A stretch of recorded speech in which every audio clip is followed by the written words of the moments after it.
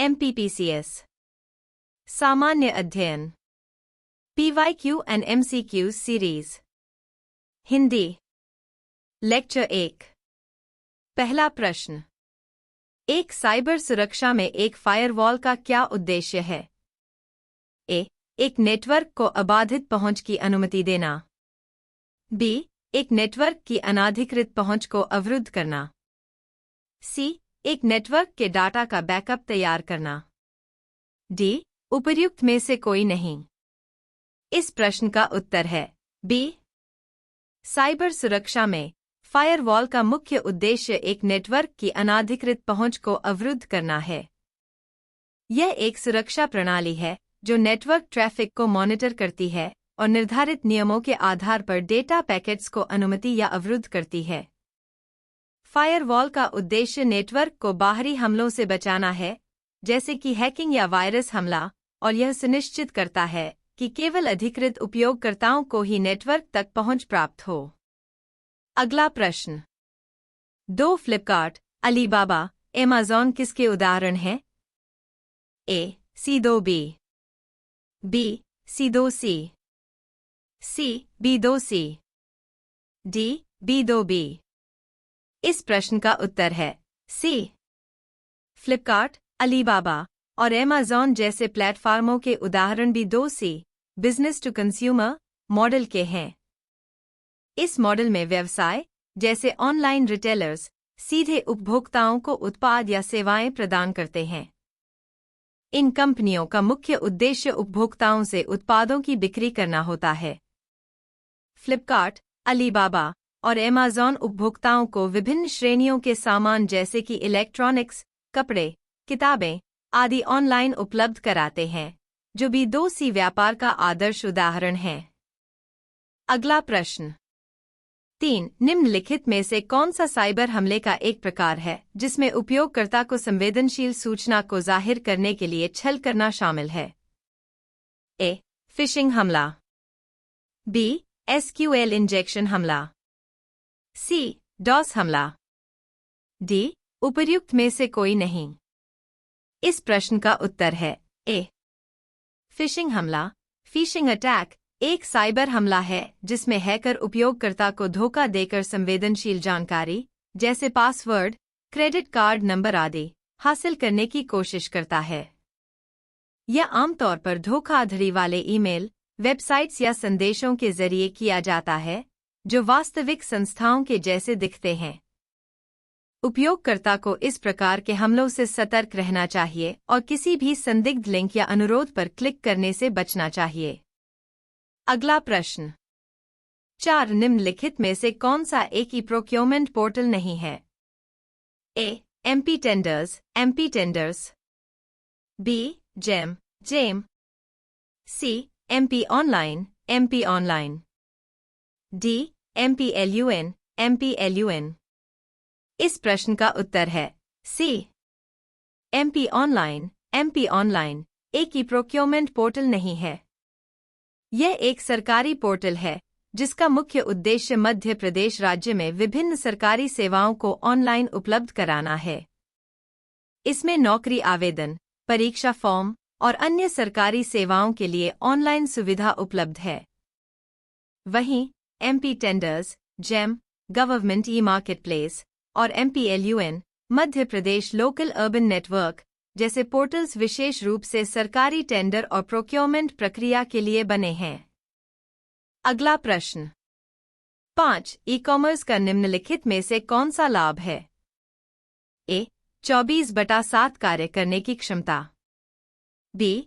सीमित पहुंच, सी. खरीदारी के अनुभव को व्यक्तिपरक करने की अक्षमता, डी. ऊंची परिचालन लागतें।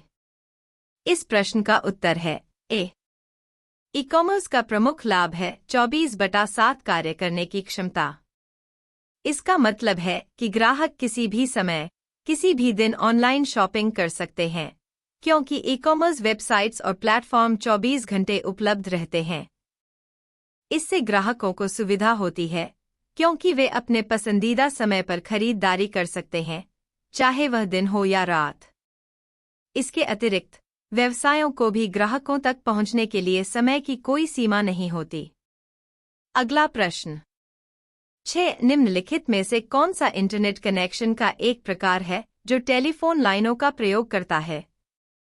ए. DSL, B. Cable, C. Fibre optics, D. Satellite. इस प्रश्न का उत्तर है ए. DSL, DSL या digital subscriber line internet connection का एक प्रकार है जो टेलीफोन लाइनों का प्रयोग करता है। इसमें टेलीफोन नेटवर्क की मौजूदा वायर का उपयोग डेटा ट्रांसमिशन के लिए किया जाता है, जिससे उपयोगकर्ता को इंटरनेट सेवा प्राप्त होती है। DSL कनेक्शन में टेलीफोन सेवा और इंटरनेट सेवा दोनों एक ही समय पर काम कर सकती हैं, बिना किसी हस्तक्षेप के। यह आमतौर पर उच्च गति की इंटरनेट सेवा प्रदान करता है और पारंपरिक डायल अप से तेज होता है। अगला प्रश्न 7 वह प्रक्रिया है जिसके द्वारा रिसीवर संदेश के स्रोत के द्वारा प्रयोग किए गए संकेतों की व्याख्या करता है। ए. सूचीकरण, बी. विसंकेतन, सी. संकेतीकरण, डी. ध्यान से सुनना। इस प्रश्न का उत्तर है बी. विसंकेतन, डिकोडिंग वह प्रक्रिया है जिसके द्वारा रिसीवर संदेश के स्रोत द्वारा प्रयोग किए गए संकेतों की व्याख्या करता है। जब एक संदेश भेजा जाता है तो यह कुछ संकेतों के रूप में होता है, जैसे शब्द, ध्वनियाँ या चित्र। रिसीवर इन संकेतों को समझने के लिए उन्हें अपने अनुभव और ज्ञान के आधार पर व्याख्यायित करता है। यह प्रक्रिया संचार के महत्वपूर्ण हिस्से के रूप में काम करती है, जिससे संदेश का सही अर्थ प्राप्त होता है। अगला प्रश्न 8 दूसरी पीढ़ी के कंप्यूटरों में कौन से इलेक्ट्रॉनिक उपकरण का प्रयोग किया गया था? ए. निर्वात नलिया, vacuum tube, B. VLSI, C. Transistor, D. उपर्युक्त में से कोई नहीं। इस प्रश्न का उत्तर है सी. दूसरी पीढ़ी के कंप्यूटरों में ट्रांजिस्टर का प्रयोग किया गया था। ट्रांजिस्टर, जो कि एक इलेक्ट्रॉनिक डिवाइस है, ने वैक्यूम ट्यूब्स की जगह ली, जो पहली पीढ़ी के कंप्यूटरों में उपयोग होते थे। ट्रांजिस्टर छोटे, अधिक विश्वसनीय और ऊर्जा की खपत में कम थे, जिससे कंप्यूटरों की गति और कार्यक्षमता में सुधार हुआ। इसके कारण दूसरी पीढ़ी के कंप्यूटर तेज, अधिक सक्षमता वाले और अधिक किफायती हो गए। अगला प्रश्न 9 निम्नलिखित में से कौन सा वेब ब्राउज़र नहीं है? A. Internet explorer, B. Mozilla Firefox, C. Google Chrome, D. Yahoo. इस प्रश्न का उत्तर है डी. याहू। याहू एक वेब ब्राउज़र नहीं है, बल्कि एक वेब पोर्टल और सर्च इंजन है। याहू का उपयोग सूचना प्राप्त करने, ईमेल सेवा, समाचार और अन्य इंटरनेट सेवाओं के लिए किया जाता है।